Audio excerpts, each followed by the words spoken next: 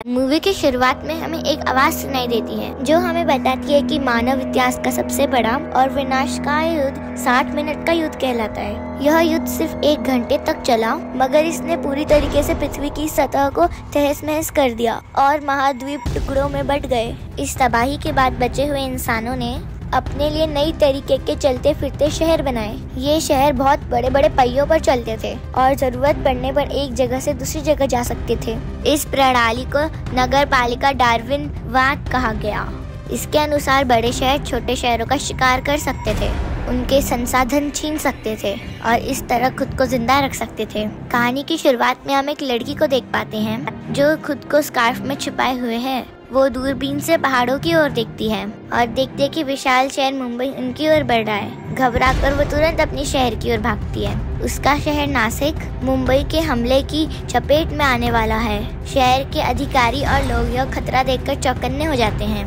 तुरंत इंजन चालू किए जाते हैं और शहर को भगाने की कोशिश की जाती है, लेकिन मुंबई अपनी पूरी रफ्तार के साथ नासिक पहुंच चुका होता है। मुंबई में कई नागरिक भागने की कोशिश करने लगते हैं, लेकिन उन्हें पीछा करने का मजा आता है और वे अपने शहर को जीतने के लिए उत्साहित करते हैं। मुंबई के मेयर तात्या अपने ऑपरेटरों को आदेश देते हैं कि नासिक से लोगों को बाहर निकाला जाए। लोग भागने की पूरी कोशिश करते हैं, मगर आखिर में तात्या के आदेश में वो लोग पकड़े जाते हैं और उनका शहर मुंबई द्वारा निगल दिया जाता है। मुंबई के अंदर कई तरह के इलाके और ढांचे हैं, जिनमें एक बड़ा संग्रहालय भी है। यहाँ पर लोग पुरानी चीजों को संभाल कर रखते हैं, जैसे कि पुरानी पेंटिंग और देवी देवताओं की मूर्तियाँ। इन्हीं अवशेषों के जरिए लोगों को 60 मिनट के युद्ध के बारे में बताया जाता है। यहीं पर हम मिलते हैं टॉम से। वो मुंबई का एक नया ट्रेनी है और इतिहासकारों के साथ काम करता है। उस दिन उसे संग्रहालय में कैथरीन का इंतजार करना होता है। कैथरीन मुंबई के डिप्टी मेयर कात्या की बेटी है।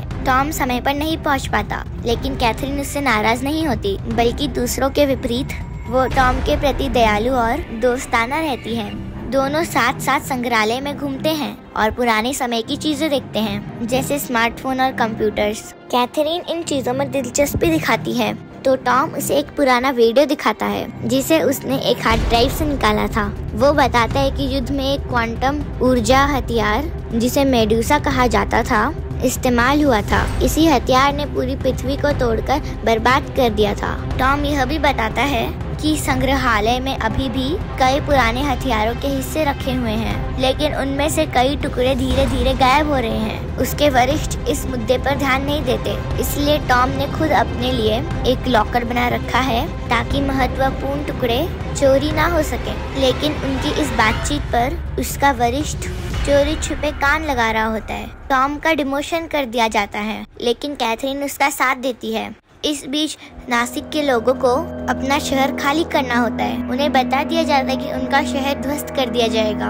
लोग अपना सामान साथ लाते हैं और हथियार लाने पर पूरी तरह प्रतिबंध होता है, लेकिन स्कार्फ ओढ़ी लड़की किसी तरह चाकू के साथ अंदर आ जाती है। टॉम और कैथरीन सबसे निचले हिस्से में जाते हैं, जहां नासिक के काम की जांच हो रही होती है। वहां पर इलेक्ट्रॉनिक इकट्ठा किए जा रहे हैं। टॉम को एक खास टोस्टर दिखता है और वह उसे देखकर मोहित हो जाता है।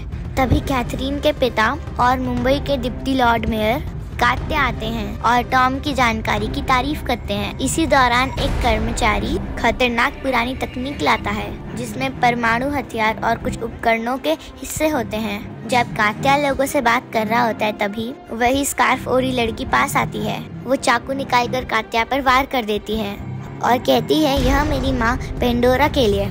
कात्या ये नाम सुनकर चौंक जाता है। लड़की दोबारा वार करने ही वाली होती है कि टॉम बीच में आकर उसे रोकता है और उसके पीछे भाग पड़ता है। दोनों भागते भागते नासिक पहुंच जाते हैं, जिसे उस समय ध्वस्त किया जा रहा होता है। वे किसी तरह वहां से निकलने की कोशिश करते हैं। लड़की एक ढलान से गिर जाती है, लेकिन टॉम उसे पकड़ लेता है।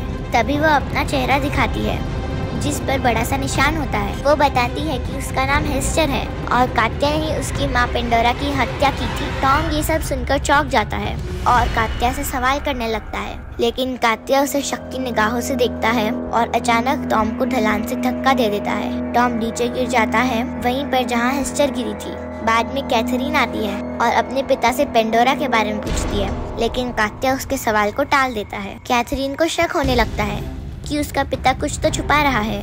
टॉम बेहोशी की हालत में किसी अनजान जगह के सामने गिरा होता है। होश आने पर उसे पता चलता है कि हेस्टर उसके पैसे ले चुकी है और उसे अकेला छोड़ चुकी है। टॉम उस पर बहुत गुस्सा करता है क्योंकि हेस्टर की पिछले 6 महीने की बनाई योजना उसने खराब कर दी थी। टॉम उसे कहता है कि वो उसे मुंबई वापस जाने में मदद करे क्योंकि वहीं उसका घर है, लेकिन हेस्टर उसकी बात अनसुनी कर देती है और अपने रास्ते पर बढ़ने लगती है। उधर मुंबई में मेयर तात्या डिप्टी मेयर कात्या पे गुस्सा हो रहा था क्योंकि शहर यूरोप तक लाकर पानी और भोजन की काफी कमी झेल रहा है। कात्या अपनी ऊर्जा और परियोजना का जिक्र करता है और दावा करता है कि वही मुंबई की मदद कर सकती है, लेकिन तात्या को उसकी योजना पर संदेह रहता है। इसी बीच हेस्टर और टॉम आराम कर रहे होते हैं कि अचानक उन पर स्कैवेंजर्स हमला कर देते हैं। तभी पुणे से एक बूढ़े दंपत्ति उन्हें बचा लेते हैं, जो कि अपने बड़े से व्हीकल में वहाँ पहुँचते हैं और वो उन दोनों को साथ ले जाते हैं और एक छोटा कमरा रहने को दे देते हैं ताकि वे आराम कर सके। हेस्टर घायल होती है तो टॉम उसके घाव का इलाज करने की कोशिश करता है और उसकी मदद करता है। कुछ देर बाद लेटे हुए हेस्टर अपनी माँ के बारे में टॉम को बताती है। उसकी माँ पेंडोरा एक पुरातत्वविद थी जिसे पुरानी तकनीकें और दबे हुए स्थानों की खुदाई करना बहुत पसंद था। कात्या हमेशा उसकी खोजों से प्रभावित रहता था, लेकिन एक दिन पेंडोरा ने कुछ ऐसा खोज लिया जिसे कात्या अपने पास रखना चाहता था, लेकिन पेंडोरा उसे देने के लिए तैयार नहीं थी। उसी दिन कात्या ने पेंडोरा की हत्या कर दी और उसके शरीर को टुकड़ों में काट दिया। उसी दौरान हेस्टर का चेहरा भी बुरी तरह घायल हो गया। पेंडोरा ने हेस्टर को भागने से पहले एक हार दिया था और कहा था कि वह सुरक्षित रहे। यह बताते बताते हेस्टर की आंखों से आंसू आ जाते हैं। वहीं मुंबई में कात्या लक्ष्मी नारायण मंदिर पहुंचता है, जिसे गुप्त रूप से एक प्रयोगशाला में बदल दिया गया है। यहाँ पे वो पुराने परमाणु हथियार मेड्यूसा को फिर से बनाने की कोशिश कर रहा है। यही तकनीक संग्रहालय से चोरी हुई थी और चोरी करने वाला खुद कात्या ही था। इसी दौरान कात्या को खबर मिलती है कि समुद्र में एक छोटे से शहर के पास एक अजीब सा प्राणी, एक साइबॉर्ग पाया गया है। कात्या वहाँ पहुँचता है। ये साइबॉर्ग एक केस में कैद होता है और कात्या को बताता है कि हेस्टर ने उसका वादा तोड़ दिया है। कात्या समझ जाता है कि इस प्राणी का इस्तेमाल हेस्टर को मारने के लिए किया जा सकता है। साइबॉर्ग प्राणी कात्या से सुनता है कि हेस्टर ने उसे धोखा दिया है, यही कारण है कि अब वो उसे मारना चाहता है। इसी बीच कैथरीन टॉम के दोस्त बीविस से मिलने जाते हैं। वो उससे पूछती है कि उसके पिता आखिर क्या छुपा रहे हैं। बीविस को यह पता चलता है कि कात्या ने ही टॉम को धक्का दिया था। शुरू में बीविस इस पर विश्वास नहीं करता, लेकिन कैथरीन उसे और सबूत दिखाती है, वही ऐतिहासिक टेक्निक का वीडियो जो कि पहले टॉम ने उसे दिखाया था। धीरे धीरे बीविस को यकीन होने लगता है कि कात्या किसी गुप्त परियोजना पर काम कर रहा है। इधर हेस्टर अभी भी पुराने जहाज पर सो रही होती है।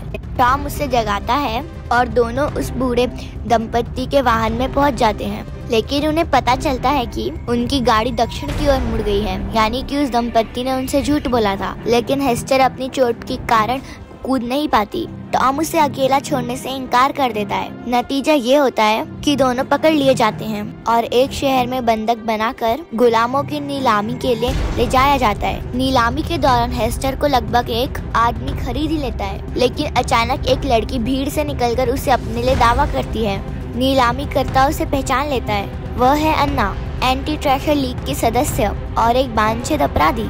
अन्ना तुरंत नीलामी करते हुए आदमी को गोली मार देती है और टॉम और हेस्टर को भागने का मौका देती है, लेकिन वे अभी ज्यादा दूर नहीं पहुंचते कि वही साइबॉर्ग जो हेस्टर को मारना चाहता था उनके सामने आ जाता है। उसका नाम है श्राइक। वह दोनों के पास पहुंच जाता है और लगभग उन्हें पकड़ ही लेता है। तभी अन्ना फिर से आकर उनकी मदद करती है और उन्हें बचा लेती है। इसके बाद वो उन्हें अपने हवाई जहाज में ले जाती है। यात्रा के दौरान अन्ना को ये महसूस होता है कि हेस्टर और श्राइक के बीच कोई गहरा रिश्ता है। हेस्टर बताती है कि जब कात्या ने उसकी माँ पेंडोरा को मार डाला था तब उसे अकेला छोड़ दिया गया था। उसी समय श्राइक ने उसे पाया और पाला पोसा। उसने हेस्टर को जीने का तरीका सिखाया। श्राइक दुनिया का आखिरी जिंदा साइबॉर्ग है, बाकी सभी उसके तरह के प्राणी मारे जा चुके हैं। श्राइक हमेशा देखता रहता था कि हेस्टर कितनी दुखी रहती है। उसे तकलीफ में देखकर उसने एक लोहे का शरीर बनाया ताकि हेस्टर को भी अपने जैसा साइबॉर्ग बना दे। हेस्टर ने उससे वादा किया था कि वो उसकी संतान बनेगी और श्राइक उसे एक साइबॉर्ग में बदल देगा। हेस्टर ने श्राइक से वादा किया था कि वो खुद को साइबॉर्ग बनने देगी, लेकिन जब उसे कात्या के सच का पता चला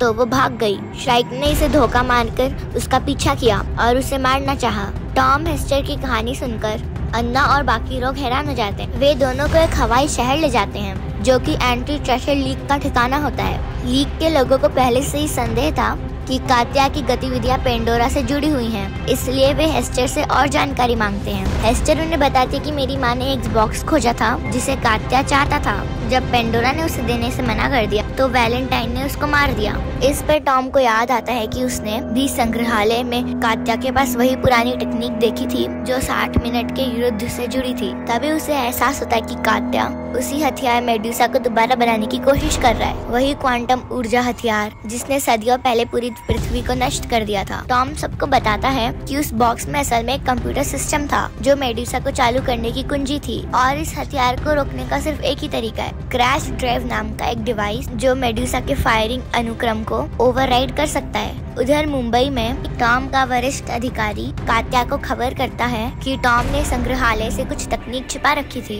कात्या तुरंत अपने आदमियों को भेजता है ताकि सारे उपकरण इकट्ठा किए जा सके। उसी समय कैथरीन और बीविस भी संग्रहालय पहुंचते हैं और देखते हैं कि उपकरण पहले ही चोरी हो चुके हैं। वहाँ का ओवरसियर उन्हें एक गुप्त रास्ता दिखाता है जो कि सीधा सेंट पॉल कैथेड्रल जाता है। वहाँ पहुंचकर वे दोनों खुद अपनी आंखों से देखते हैं कि चर्च के अंदर एक विशाल मशीन खड़ी है। यही है मेडुसा। अब यह पूरी तरह बनकर तैयार हो चुकी है और हमला करने के लिए तैयार है। वे छिपकर दीवार के पीछे खड़े हो जाते हैं और वैलेंटाइन की बातें सुनते हैं। तभी कात्या चर्च में आता है और गार्ड्स को आदेश देता है कि कात्या को गैर कानूनी काम करने के लिए गिरफ्तार किया जाए, लेकिन गार्ड अपनी जगह से नहीं हिलते।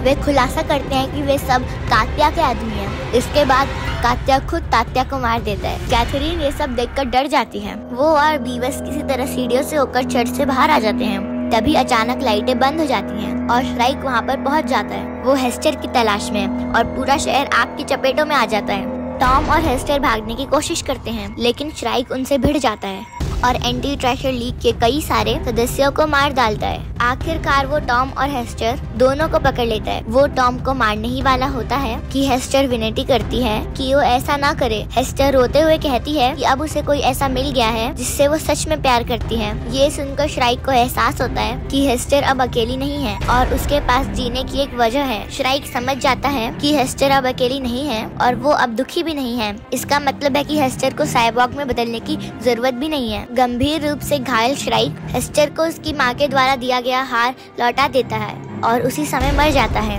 इसके बाद हेस्टर, टॉम और एंटी ट्रेजर लीग के सदस्य मिलकर नगर की ओर निकलते हैं। वहाँ पर उनकी मुलाकात गवर्नर क्वान से होती है। वे उन्हें कात्या की पूरी योजना के बारे में बता देते हैं। अन्ना सुझाव देती है कि नगर को तुरंत एंटी ट्रेजर बेड़े को तुरंत मुंबई शहर के खिलाफ भेजना चाहिए, क्योंकि अगर मुंबई पहले हमला कर देता है तो नगर के पास बचने का कोई मौका नहीं रहेगा। गवर्नर क्वान गार्ड्स को आदेश देता है कि वो मुंबई पर हमला करे इससे पहले कि मुंबई उन पर वार करे, लेकिन टॉम इसका विरोध करता है। वो कहता है कि मुंबई वासियों को निर्दोष होने के बावजूद सजा नहीं मिलनी चाहिए, ये गलती सिर्फ कात्या की है। क्वान जवाब देता है कि अगर शहर की रक्षा करने का कोई और तरीका है तो वह भी उसे अपनाएगा। तो इसके बाद सभी लड़ाई की तैयारी में जुट जाते हैं। टॉम गुस्से में वहाँ से चला जाता है। इस बीच हेस्टर और एक लीग सदस्य सत्य प्रार्थना कर रहे होते हैं। तभी हेस्टर को अपनी माँ का दिया हुआ हार याद आता है। उसे पता चलता है कि उस हार के अंदर ही क्रैश ड्राइव छिपा हुआ है, वही डिवाइस जो कि मेडुसा के फायरिंग क्रम को रोक सकता है। वो तुरंत अन्ना के पास भागती है और उसे सब कुछ बता देती है। इसी समय कात्या मेडुसा का पहला हमला शुरू करता है। उसकी ताकत इतनी भयंकर होती है कि नगर की मजबूत दीवार आंशिक रूप से टूट जाती है और शहर के भीतर भारी तबाही मच जाती है। विस्फोट से लोग इधर उधर गिरने लगते हैं और शहर हिल उठता है। पहले हमले के बाद कात्या सिस्टम को रिचार्ज करने और दूसरा हमला करने का आदेश देता है, लेकिन रिचार्ज पूरा होने में थोड़ा समय लगेगा। इस बीच अन्ना और एंटी ट्रेजर लीग के बाकी सदस्य शहर की रक्षा के लिए निकल पड़ते हैं। हेस्टर और टॉम भी अपने अपने रास्ते निकलते हैं ताकि कात्या की योजना को रोक सके। अन्ना का जहाज तेज हवाओं में मुंबई की ओर उड़ता है और दोनों शहरों के बीच जबरदस्त लड़ाई होती है। कई एंटी ट्रेजर लीग के सदस्य युद्ध में मारे जाते हैं, लेकिन अन्ना, टॉम और हेस्टर सुरक्षित रहते हैं। अन्ना जहाज को मुंबई के ऊपर मडराने में सफल हो जाती है और हेस्टर को मुंबई के अंदर भेज देती है। हेस्टर क्रैश ड्राइव लेकर सिस्टम तक पहुंचती है। इस बीच टॉम विमान को संभालता है और बाहर से हमले करता है ताकि कात्या का ध्यान भटकाया जा सके। सिस्टम मिसाइल लॉन्च करने से सिर्फ 60 सेकंड दूर होता है, लेकिन हेस्टर सही समय पर क्रैश ड्राइव का इस्तेमाल कर देती है और फायरिंग को रोक देती है। और कात्या क्रोधित होकर उसे रोकने आता है। अन्ना भी मदद करने पहुंचती है, लेकिन कात्या उसे मन से धक्का देकर मार देता है। तभी कैथरीन सामने आती है और अपने पिता से विनती करती है कि वो सबको छोड़कर सुरक्षित रास्ता अपनाए, लेकिन कात्या केवल शक्ति और नियंत्रण की बात करता है। इसी बीच मुंबई के इंजन ओवरलोड हो जाते हैं। कैथरीन सिस्टम को रोकने की कोशिश करती है। टॉम रेडियो के जरिए उसे गाइड करता है और इंजन का गेट खोलने को कहता है। फिर टॉम अपने जहाज को इंजन में उड़ाकर मारता है, जिससे इंजन नष्ट हो जाते हैं और मुंबई मिसाइल लॉन्च करने से रुक जाता है। कात्या भागने की कोशिश करता है और एक विमान लेकर निकलता है, लेकिन हेस्टर उसका सामना करती है। दोनों के बीच लड़ाई होती है। तब हेस्टर को अपनी माँ और कात्या का रिश्ता याद आता है। इससे वह थोड़ी देर के लिए विचलित होती है, लेकिन अंत में हिम्मत जुटाकर खुद को छुड़ाती है और टॉम के जहाज में कूद जाती है। टॉम तुरंत मिसाइल दागता है, जिससे कात्या का विमान नष्ट हो जाता है और उसकी मौत हो जाती है। मुंबई शहर नगर की दीवारों से टकराने से कुछ ही सेकंड्स पहले रुक जाता है। सभी नागरिक शहर से बाहर निकल जाते हैं और नगर की ओर नई उम्मीद से बढ़ते हैं। आखिर में टॉम और हेस्टर एक दूसरे को गले लगाते हैं और वादा करते हैं कि अब वे साथ मिलकर इस दुनिया की यात्रा करेंगे। और इस तरह खत्म होती है मॉडल इंजन्स की कहानी। दोस्तों, अगर आपको ये वीडियो अच्छा लगा होगा तो मेरी वीडियो को लाइक कीजिए, मेरे चैनल को सब्सक्राइब कीजिए और नेक्स्ट मूवी आपको जो चाहिए कमेंट करके बता दीजिए। मैं इसी तरह लेकर आती रहूंगी आपके लिए नई नई मूवी और अच्छी अच्छी मूवियों का एक्सप्लेनेशन, वो भी हिंदी में।